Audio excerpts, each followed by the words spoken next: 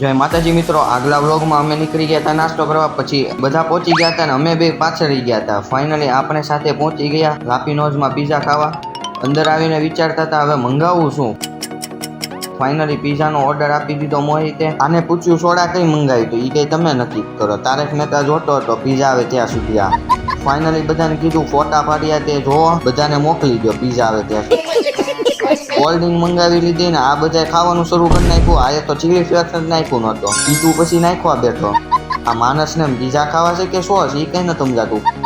Finally મેં piezo લઈ લીધો. આમાં તો બધું સાફ થઈ જાય એમ હતું. આ કોલ્ડ ડ્રિંક પાછળ સંતાતો હતો, આવું જ થઈ ગયું. હાલે તું ત્યાર પછી આવી ગયો તો બીજો પીઝો ને રોનક ને માણસે સજાવટ કરવાનું ચાલુ કરી નાખ્યું. આ માણસ પાછો સોસ નાખતા ભૂલી ગયો અને મોહિતે પીઝાનો ફોટો પાડવો હોય એમ શણગારતો હતા અને સોસ જ ખાવા લાગે. વેકેશનમાં ભાઈબંધ સાથે નાસ્તો કરવાની અલગ જ મજા છે. પ્રસાદી હોય એમ થોડી થોડી કરીને પરાણ મોહિતનામાં ચટણી નાખતો હતો. નાસ્તો કરીને ધીમે ધીમે બધાને પૂછી લીધું મજા આવી કે, તો બધાનો એક જ જવાબ હતો ફૂલ મજા આવ્યો. બાકી આજે બધાને પૂછીને પછી રોનક કહેતો હતો પેલા કે મોડું થાય તો હું નાસ્તો કર્યા વગર ઉજો છે. ફાઇનલી બધા નીકળી ગયા નાસ્તો કરીને ઘરે જવા માટે.